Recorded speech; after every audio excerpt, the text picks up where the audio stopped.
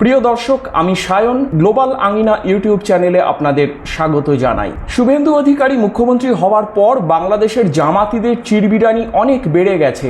এমনই চাঁচাছোলা ভাষায় বাংলাদেশের জামাতি ইসলামীকে আক্রমণ করলেন পশ্চিমবঙ্গের নবনির্বাচিত মুখ্যমন্ত্রী শ্রী শুভেন্দু অধিকারী। এমনিতেও পশ্চিমবঙ্গের বিধানসভা নির্বাচনে বিজেপি জয়লাভ করায় বাংলাদেশের জামাত শিবির কিন্তু খুব মুষড়ে পড়েছে, আশঙ্কিত হয়ে পড়েছে। যদিও মুখে তাদের হম্বিতম্বি কিন্তু কিছুমাত্র কম নেই। যাই হোক, তাদের ভয় কিংবা আশঙ্কার যথেষ্ট কারণ কিন্তু আছে।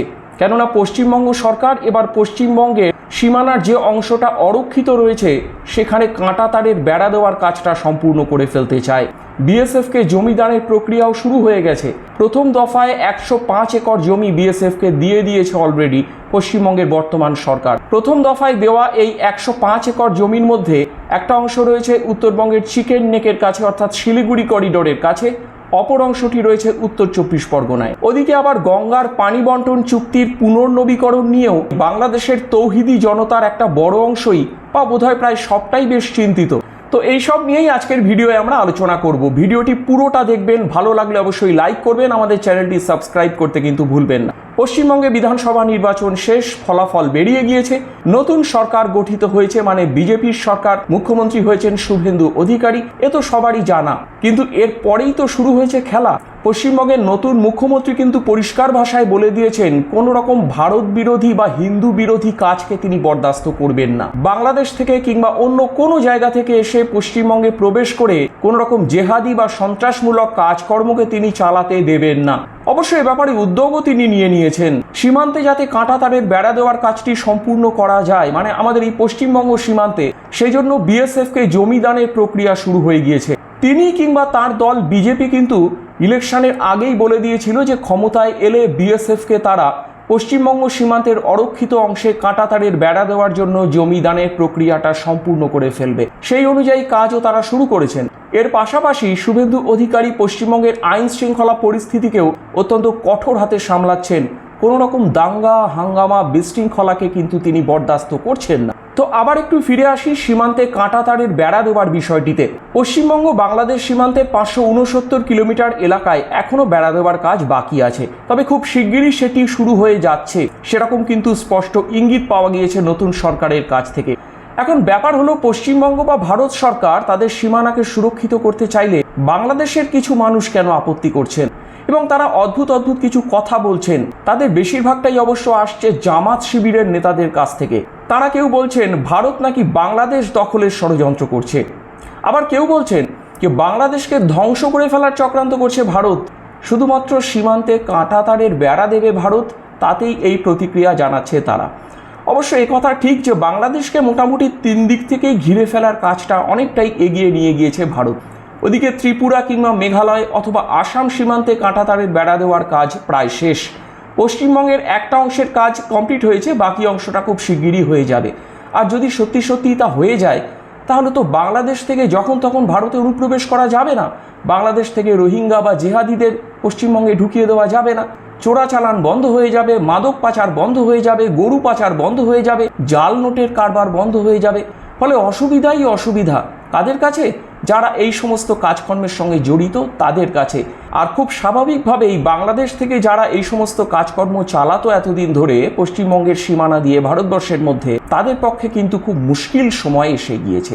এই সমস্ত কাজ আর চালানো যাবে না। পশ্চিমবঙ্গের নবনির্বাচিত সরকার যেমন আইন শৃঙ্খলার প্রশ্নে কোনো আপোষ করবে না কিংবা কোনো রকম দেশবিরোধী কাজকে প্রশ্রয় দেবে না, কোনো ধরনের দাঙ্গা হাঙ্গামাকে প্রশ্রয় দেবে না, তেমনি কিন্তু আবার প্রয়োজনে কঠিন সিদ্ধান্ত নিতেও পিছপা হবে না। তো এই মুহূর্তে বাংলাদেশের চারপাশে ভারতবর্ষের যে সমস্ত রাজ্য রয়েছে, আসাম, মেঘালয়, ত্রিপুরা কিংবা পশ্চিমবঙ্গ, মিজোরাম, এই সমস্ত রাজ্যগুলো বেশিরভাগই হয় বিজেপি শাসিত, নয় এনডিএ শাসিত। ফলে সেখানে বাংলাদেশের কাছে একটু চাপের ব্যাপার থাকছে। কেননা বিজেপি সরকার বা এনডিএ সরকার তারা কিন্তু সীমান্তে চোরাচালান, গরু পাচার, অনুপ্রবেশ বন্ধের ব্যাপারে অত্যন্ত কঠিন মনোভাব নিয়ে চলেছে। এই তো কয়েকদিন আগে ত্রিপুরা সীমান্তে বিএসএফ 2জন গরু পাচারকারীকে গুলি করে মারল। বাংলাদেশ থেকে তারা ভারতে অবৈধভাবে ঢোকার চেষ্টা করছিল। বিএসএফ এর আগেও কিন্তু কয়েকবার বাংলাদেশ সীমান্ত দিয়ে কোনো ধরনের চোরাচালান কিংবা অবৈধ অনুপ্রবেশের চেষ্টাকে বানচাল করে দিয়েছে। গুলি চালাতেও পিছপা হয়নি তারা। এমনিতেও গত প্রায় 2 বছর ধরে, বিশেষত জুলাই 2024-এর পর থেকে বাংলাদেশের অভ্যন্তরীণ অবস্থা খুব ভালো নয়। দাঙ্গা হাঙ্গামা বিক্ষোভ কর্মসূচি লেগেই আছে। জামাতে ইসলামীর নেতারা ক্রমাগত ভারত বিরোধী হিন্দু বিরোধী কথা বলে চলেছেন। পাকিস্তানের সঙ্গে তাদের ঘনিষ্ঠতা, যাতায়াত, আদান প্রদান প্রতিদিন ক্রমশ আরো বেশি করে বাড়ছে। এককালে বাংলা ভাষার ভিত্তিতে তৈরি হওয়া দেশ বাংলাদেশ, সেই রাষ্ট্র হঠাৎ করেই যেন তার রক্তাক্ত অতীতকে ভুলে গিয়ে, যারা তাদের উপর নির্যাতন করেছিল, নিপীড়ন করেছিল, লক্ষ লক্ষ মানুষকে হত্যা করেছিল, সেই পাকিস্তানের সঙ্গে বন্ধুত্ব করতে ব্যস্ত। মোহাম্মদ ইউনূসের সময়কালে অন্তর্বর্তীকালীন সরকার যখন বাংলাদেশের ক্ষমতায় ছিল, তখন তো আমরা জামাতি জেহাদিদের একটা অন্য রূপ দেখেছি। শেখ হাসিনা পরবর্তী সময়ে জামাতপন্থী বা পাকপন্থীদের এত খোলামেলা হিংস্র উল্লাস কিন্তু বাংলাদেশে বিগত বেশ কয়েক বছরে দেখা যায়নি। শেখ হাসিনা যতদিন বাংলাদেশের প্রধানমন্ত্রী ছিলেন, কিংবা আওয়ামী লীগ যতদিন বাংলাদেশের ক্ষমতায় ছিল, ততদিন পর্যন্ত কিন্তু বাংলাদেশের মধ্যে ঘাঁটি গেড়ে থাকা পাকিস্তানি মনোভাবাপন্ন যারা মুক্তিযুদ্ধের চেতনা বিরোধী বা মুক্তিযুদ্ধ বিরোধী, তাদের আস্ফালন সেভাবে চোখে পড়েনি। কিন্তু শেখ হাসিনা বাধ্য হয়ে যখন বাংলাদেশ ত্যাগ করে ভারতবর্ষে চলে এলেন, রাজনৈতিক আশ্রয় নিলেন, তারপরেই আমরা দেখতে পেলাম বাংলাদেশ জুড়ে ভয়ঙ্কর এক নৈরাজ্যের চিত্র, এক বিশৃঙ্খলার চিত্র, এক অরাজকতার চিত্র। আন্তর্জাতিকভাবেও কিন্তু সে খবর প্রচারিত হয়েছে। তার পরবর্তীকালে বাংলাদেশে যখন সাধারণ নির্বাচন অনুষ্ঠিত হলো, বিএনপি নেতৃত্বাধীন যে সরকার তৈরি হলো, যার প্রধান হলেন বা প্রধানমন্ত্রী হলেন তারেক রহমান, তাতে বাংলাদেশের জামাত শিবির কিন্তু মুষড়ে পড়েছিল। কারণ তারা ভেবেছিল বাংলাদেশের শাসন ক্ষমতা এবার তারা প্রত্যক্ষভাবে নিয়ন্ত্রণ করবে, জামাতের হাতেই থাকবে মূল চালিকা শক্তি। কিন্তু সেটা হয়নি। তারেক রহমানের প্রধানমন্ত্রীত্বের সময় বাংলাদেশ এবং ভারতের সম্পর্ক উপরে খানিকটা ঠিক হয়েছিল। বাংলাদেশিরা আবার ভারতে চিকিৎসা করাতে আসছিলেন, আরও কিছু সুযোগ সুবিধা ইত্যাদি দেওয়া শুরু হয়েছিল, ব্যবসা বাণিজ্য অল্প বিস্তর শুরু হয়েছিল। কেননা তার আগে ভারত সরকার বাংলাদেশের সঙ্গে বিভিন্ন ক্ষেত্রে বাণিজ্যিক সম্পর্ক প্রায় বন্ধ করে দিয়েছিল।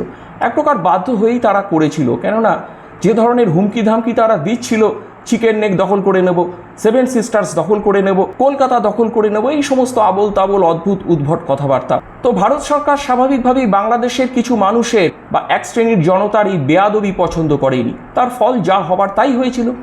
এখন বাংলাদেশের নবনির্বাচিত সরকারের প্রধান তারেক রহমান ভারতের সঙ্গে সম্পর্ক কিছুটা ভালো করতে চেয়েছেন বা করতে পেরেছেন ঠিকই, কিন্তু এই মুহূর্তে যা পরিস্থিতি, বিশেষত পশ্চিমবঙ্গের শুভেন্দু অধিকারীর নেতৃত্বাধীন নতুন বিজেপি সরকার গঠিত হওয়ার পর যে অবস্থা, তাতে বাংলাদেশ আবার ভীষণভাবে, অন্তত বেসরকারিভাবে, সরকারিভাবে বলছি না, ভারত বিরোধী হয়ে উঠেছে। অবশ্য তাই বা বলি কি করে, বাংলাদেশের বর্তমান প্রধানমন্ত্রী তারেক রহমানের যিনি প্রধান উপদেষ্টা, তিনি কিন্তু গরম গরম কথা কিছু কম বলেন না। তার নাম হুমায়ুন কবির। এছাড়া বিএনপির মির্জা ফখরুল সহ আরও কোনো নেতা মাঝে মাঝে গরম গরম কথা বলছেন। আর জামাতপন্থীদের কথা আর কি বলবো, তারা তো সবসময় ভারত বিরোধী হয়েই আছে। এখন তারা বলছে তারা ভারতবর্ষে নাকি গজওয়াতুল হিন্দ করবে, ভারত আক্রমণ করবে, তাদের জেহাদি ব্রিগেড তারা নাকি রেডি হয়ে আছে, তাদের নাকি কত লক্ষ সশস্ত্র যোদ্ধা রয়েছে, তারা ভারতবর্ষ আক্রমণ করবে। আমার প্রশ্ন হচ্ছে, বাংলাদেশের বুকে বসে যারা এই সমস্ত কথাগুলো বলে বা এদেরকে যারা এই সমস্ত বোঝায়, তারা বোধহয় কোনো প্যারালাল ইউনিভার্সে বাস করে। তারা ভাবে তাদের চারপাশে থাকা যে দেশটি, অর্থাৎ ভারতবর্ষ, কেননা ভারতবর্ষের সঙ্গেই তাদের সীমান্তের 90% রয়েছে, সেই ভারতবর্ষ দেশটি একটি দুর্বল দেশ। ভারতের কোনো সামরিক শক্তি নেই, ভারতের কোনো অস্ত্রশস্ত্র নেই, ভারতের সেনাবাহিনী একেবারেই অদক্ষ, ভারতের বিমান বাহিনী, ভারতের নৌবাহিনী এসব কোনোই নাকি কাজের নয়, এমনটা তারা ভাবে। কিন্তু সেটা বাস্তবতা থেকে অনেক দূরে। আন্তর্জাতিকভাবে যদি র্যাঙ্কিং দেখা হয়, এই মুহূর্তে ভারত কিন্তু বিশ্বের 4র্থ শক্তিশালী রাষ্ট্র। এহেন একটি দেশকে চ্যালেঞ্জ ছুড়ে দিচ্ছে বাংলাদেশের মতো একটি ছোট দুর্বল রাষ্ট্রের এক শ্রেণীর মৌলবাদী নেতা। তারা লোক খেপাচ্ছে, তারা হাত মেলাচ্ছে সেই শক্তির সঙ্গে, মানে পাকিস্তানের কথা বলছি, যারা একসময় তাদের দেশে গণহত্যা চালিয়েছিল। অথচ সেই ভারতবর্ষ কিন্তু বাংলাদেশের স্বাধীনতা যুদ্ধে কাঁধে কাঁধ মিলিয়ে লড়াই করেছিল পাকিস্তানি সেনাদের বিরুদ্ধে। 18,000 ভারতীয় সৈন্য প্রাণ হারিয়েছিল সেই যুদ্ধে, লক্ষ লক্ষ মুক্তিযোদ্ধা জীবন দিয়েছিল। অথচ এই সমস্ত কিছুকে ভুলে গিয়ে বাংলাদেশের জামাতপন্থী নেতারা আজ পাকিস্তান প্রেমে মত্ত। কি অদ্ভুত, তাই না? এর মধ্যে আবার গঙ্গার পানি বন্টন বা জল বন্টন চুক্তির বিষয়টিও উঠে আসছে। 1996 সালে ভারত এবং বাংলাদেশ সরকারের মধ্যে যে গঙ্গার জলবন্টন চুক্তি স্বাক্ষরিত হয়েছিল, তার মেয়াদ ছিল 30 বছর। অর্থাৎ এই বছরই সেই চুক্তির মেয়াদ শেষ হচ্ছে, এই 2026 সালে। এই চুক্তিকে যদি ভারত সরকার আর নতুন করে পুনর্নবীকরণ না করে তাহলে বাংলাদেশের কাছে কিন্তু সেটা কোনো ভালো খবর হবে না। ফারাক্কা থেকে যে জল ভারত সরকার ফারাক্কা ব্যারেজের মাধ্যমে পরিচালিত করে শুষ্ক মরশুমে বাংলাদেশকে দেয়, সেই জল যদি ভারত সরকার দেওয়া বন্ধ করে দেয় বা কমিয়ে দেয় তাহলে বাংলাদেশের কৃষির উপর কিন্তু বিরাট সংকট নেমে আসবে। ওদিকে আবার বাংলাদেশে কিছু মানুষ, কিছু নেতা তারা বলছেন, সরকারি স্তরেও বটে, যে তারা চীনের সঙ্গে আলাপ আলোচনা করে তিস্তা নদীর উপর একটি বাঁধ দেবে, কারণ ভারত তিস্তার পানি তাদের দেয় না। ভারত সরকার ইতিপূর্বে জানিয়েছে তারা একতরফাভাবে তিস্তার পানি দেওয়ার কথা ঘোষণা করবে না, কারণ তিস্তা নদী ভারতবর্ষের যে সমস্ত রাজ্যের উপর দিয়ে গিয়েছে, মানে সিকিম এবং পশ্চিমবঙ্গ, সেই সমস্ত রাজ্যের মুখ্যমন্ত্রীদের মতামতেরও কিন্তু মূল্য আছে ভারত সরকারের কাছে। তো সেই কারণেই তিস্তা নদীর ক্ষেত্রে যে জল বা যে পানি বাংলাদেশ চাইছে সেটা কিন্তু দেওয়া সম্ভব হয়নি। মমতা বন্দ্যোপাধ্যায় সরকারকে তো বাংলাদেশের জামাতিরা খুব পছন্দ করত। মমতা বন্দ্যোপাধ্যায় কিন্তু যতদিন মুখ্যমন্ত্রী ছিলেন তিনি তিস্তার পানি বন্টন নিয়ে কড়া অবস্থান নিয়েছিলেন, যে উত্তরবঙ্গের কৃষকদের বঞ্চিত করে কোনোভাবেই বাংলাদেশকে বাড়তি জল দেওয়া যাবে না।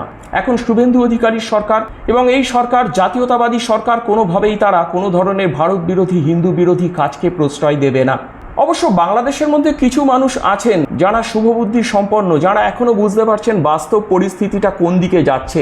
আমি শুধু আওয়ামী লীগপন্থীদের কথা বলছি না, কেননা তাদের জননেত্রী শেখ হাসিনা ভারতবর্ষে এই মুহূর্তে রাজনৈতিক আশ্রয় নিয়ে অবস্থান করছেন, সেই জন্য তারা ভারতের কাছে কৃতজ্ঞ, সেটা আমরা জানি। কিন্তু মুশকিল হচ্ছে এই মুহূর্তে বাংলাদেশের এক বড় সংখ্যক মানুষ তারা হঠাৎ করে ভীষণ ভারত বিরোধী হয়ে গেছে, পাকিস্তান প্রেমী হয়ে গেছেন। কিন্তু একটা বিষয় তাদের মাথায় কেন যে ঢুকছে না আমি জানি না, যে ভারত সরকার এই মুহূর্তে যদি বাংলাদেশের চারপাশে তাদের সীমানাটাকে সিল করে দেয়, কিংবা ভারতের আকাশ সীমা যদি বাংলাদেশের জন্য বন্ধ করে দেয়, তাহলে বাংলাদেশের কি পরিস্থিতি হবে। বাংলাদেশে আসার ক্ষেত্রে ভারত সরকার যদি সম্পূর্ণভাবে বাংলাদেশিদের ভিসা দেওয়া বন্ধ করে দেয়, সেটা মেডিকেল ভিসা হতে পারে অথবা যে কোনো কিছু, তাহলেই বা বাংলাদেশের মানুষ যাবে কোথায়? বঙ্গোপসাগরের দিকেও কিন্তু ভারতের নৌবাহিনী অত্যন্ত শক্তিশালী এবং সজাগ। বাংলাদেশ থেকে পৃথিবীর যে কোনো প্রান্তে যেতে গেলে ভারতবর্ষকে এড়িয়ে বা ভারতবর্ষের প্রভাবকে এড়িয়ে যাওয়া কিন্তু খুব কঠিন, সেটা অত্যন্ত খরচ সাপেক্ষ বটে। আর ভারত ছাড়াও যে দেশটির সঙ্গে বাংলাদেশ তাদের সীমানা শেয়ার করছে সেই দেশটির নাম মায়ানমার। আরাকান আর্মির সঙ্গেও তো বাংলাদেশের সম্পর্ক ভালো না। টেকনাফ নদীর ধারে মাঝে মাঝেই বাংলাদেশি জেলেদের তুলে নিয়ে যায় আরাকান আর্মি, আবার মুক্তিপণ নিয়ে ছেড়ে দিয়ে যায়। অর্থাৎ বাংলাদেশের সঙ্গে তার প্রতিবেশীদের সম্পর্ক ভালো না। ভারত বিরোধিতা এই মুহূর্তে বাংলাদেশের রাজনীতির একটা বড় ইউএসপি। বাংলাদেশের অনেক রাজনৈতিক নেতা এই ভারত বিরোধিতার জিগির তুলে ক্ষমতায় আসতে চান, তারা ক্ষমতায় টিকে থাকতে চান। তারেক রহমান সরাসরি ভারত বিরোধী কোনো কথা বলছেন না, তিনি ভারতের সঙ্গে মিলিয়ে মিশিয়ে সমঝোতা করে চলতে চান। অন্যায় সমঝোতার কথা আমরাও বলি না, কিন্তু গায়ে পড়ে ঝগড়া করতে এলে কিংবা কোনো ধরনের প্ররোচনা দিলে যে কী পরিণতি হতে পারে সেটা এর আগে মালদ্বীপ খুব ভালো বুঝেছিল, শ্রীলঙ্কাও বুঝেছিল, নেপালকেও ভারত এর আগে সবক শিখিয়েছে এইভাবে। আর পাকিস্তানের কথা তো আর আলাদা করে নাই বা বললাম। পাকিস্তানকে শুধুমাত্র সিন্ধু নদের জল দেওয়া বন্ধ করে দিয়েছে ভারত, তাতেই পাকিস্তানের শুকিয়ে মরার অবস্থা, কারণ পাকিস্তানের লাইফ লাইন হচ্ছে ওই সিন্ধু নদ। এখন বাংলাদেশ ভেবে দেখুক, বা তাদের যে সমস্ত আগুনখোর নেতারা দুবেলা ভারত বিরোধী কথা বলছেন, গাজওয়াতুল হিন্দের স্বপ্ন দেখছেন, তারা একটু ভেবে দেখুন যে বাস্তবতাটা ঠিক কী। আর সীমানা যদি বেশি অতিক্রম করে ফেলেন তাহলে পরিস্থিতি কোন দিকে যাবে। আশা করব বাংলাদেশ সেই রকম কোনো হঠকারী কাজ করবে না, যাতে ভারত সরকারকে কোনো কঠিন পদক্ষেপ নিতে হয়। কেননা এই মুহূর্তে বাংলাদেশে কোনো সুস্থ বুদ্ধি সম্পন্ন রাজনৈতিক নেতা কজন আছেন সেটা নিয়ে সন্দেহ দেখা দেয়। যতই হোক, সবাই তো আর শেখ হাসিনা বা শেখ মুজিব হতে পারেন না, যারা দেশকে ভালোবাসতেন, যারা প্রতিবেশীর সঙ্গে মিলিয়ে মিশিয়ে শান্তিপূর্ণ সম্পর্কের ভিত্তিতে চলতে চাইতেন। তো আগামীতে পরিস্থিতি কোন দিকে যায় সেটা আমরা দেখছি, সেটা আমরা দেখব। কিন্তু আমাদের প্রধানমন্ত্রী নরেন্দ্র মোদী এবং আমাদের রাজ্যের অর্থাৎ পশ্চিমবঙ্গের মুখ্যমন্ত্রী শুভেন্দু অধিকারী কিন্তু ছেড়ে দেওয়ার পাত্র নন। তো আজকের ভিডিওতে আপাতত এইটুকুই। ভিডিওটি যদি ভালো লেগে থাকে অবশ্যই লাইক করবেন, আমাদের চ্যানেলটিকে সাবস্ক্রাইব করবেন। দেখা হবে পরের ভিডিওতে।